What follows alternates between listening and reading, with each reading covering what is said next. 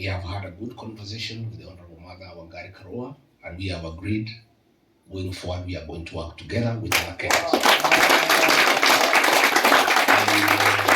And I want to assure you there are many Kenyans who are looking for leadership. We'll work together with other like-minded Kenyans, patriots, people who really care for this country. And I want to say that ourselves and many leaders are prepared, that we are not scared and we cannot be intimidated. Yes. Because if we buy fear, this country will be in a very big quagmire. So I want to encourage the leaders who have accompanied me here, these great women. This young girl, Gachagua, I'm very proud of her. Very proud of her.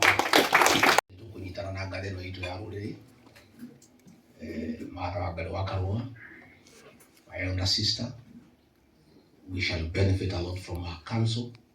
We'll consult her regularly alongside other Kenyans of goodwill so that we liberate this country. So today I will leave here a very happy man. Now, we have a leader now that we can work together.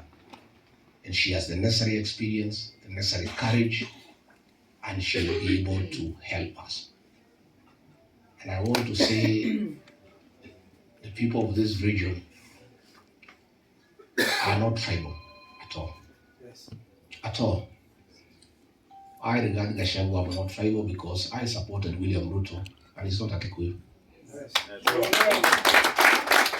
And 87% of the people of my kinsmen voted for him, knowing very well he's not Kikuyu. The Honorable Mother Karua supported Raila Odinga, he's not a Kikuyu. Yes. We are nationalists. We are nationalists. Ora mungere jono mukegore. Fogu ndimwire. Ona togihe otuho. Fogu ni juge ndake na muno ukabuko kwa gaveno ito ya bureri. Honorable Mother, we are proud of you, and I want to say that from the bottom of my heart. Even as we were fighting, I was still admiring your leadership. I was wishing you were in our team. It will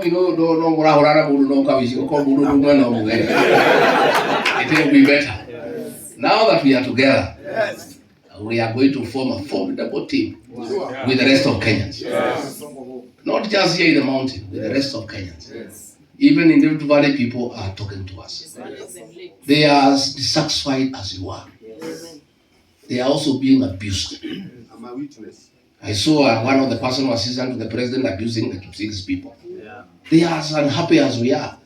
Sio nyinyi peke yenu umeitwa mademoni, hata hawa wa Kipsigis wanalalamika. Ana hawajajengewa barabara wamedanganywa. It's not just us in the mountain who are having a problem. For the president to go around in meetings calling us tribe. We know he is unhappy. We know he is frustrated.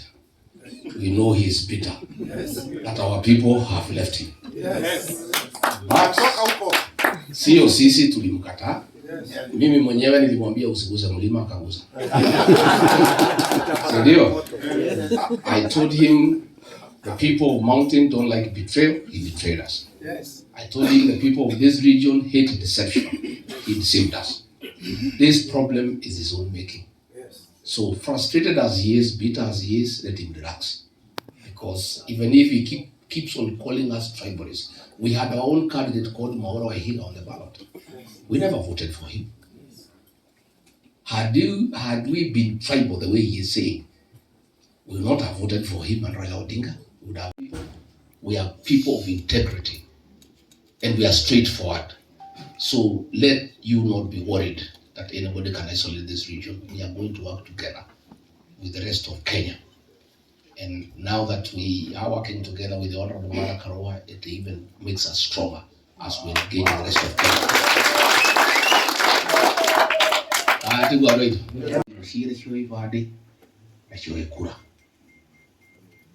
The courts have cleared the way for IBC. Let the president now go and have the panel.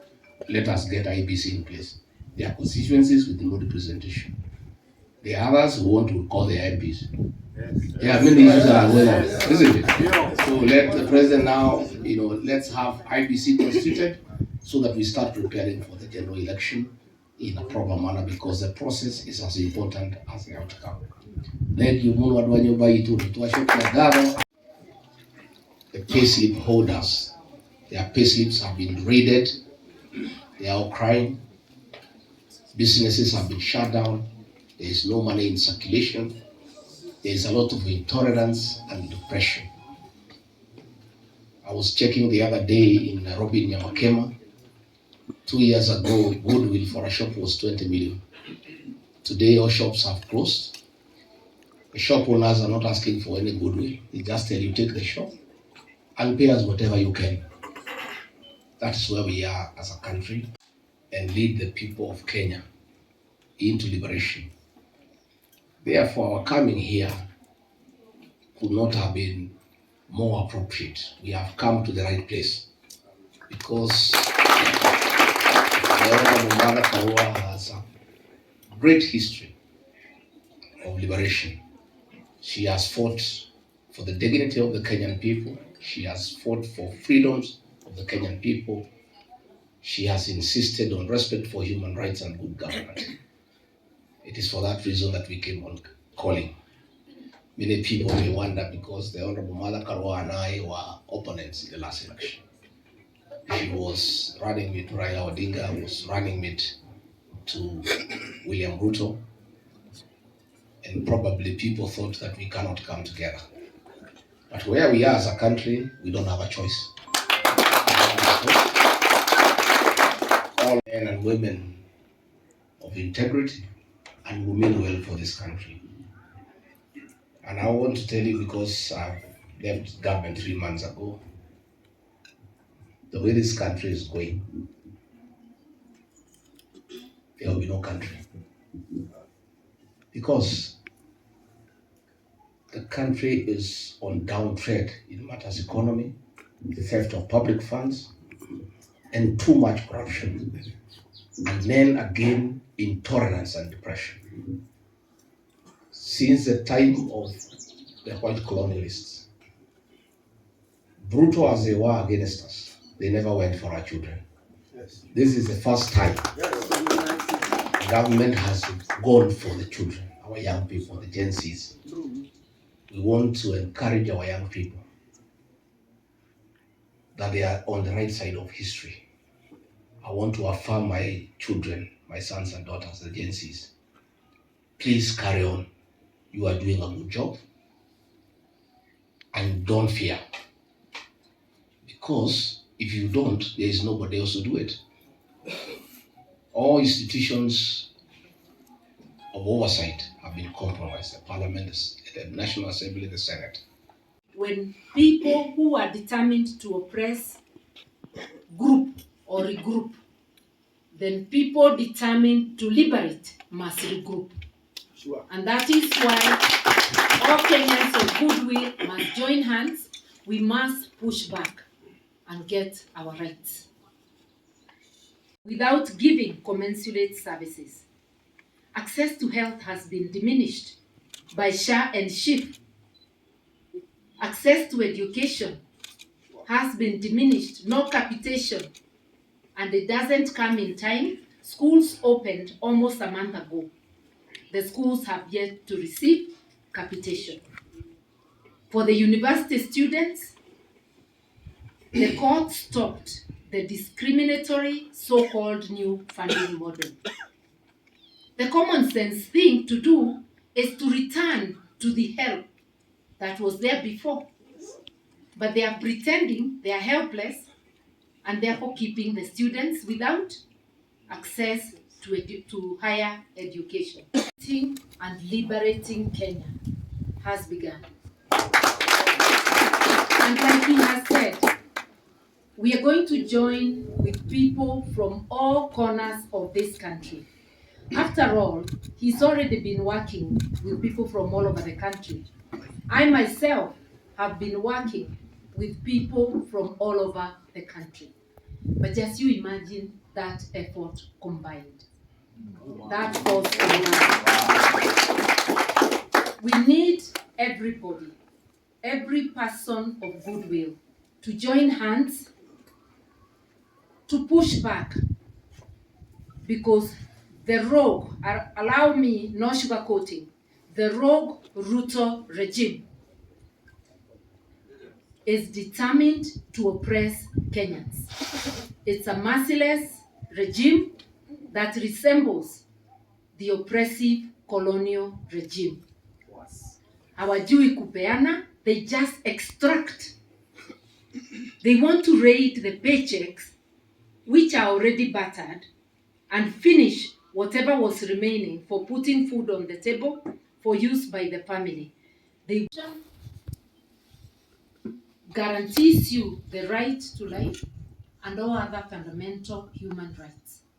Today, the William Ruto regime is abducting mainly our youth, the best,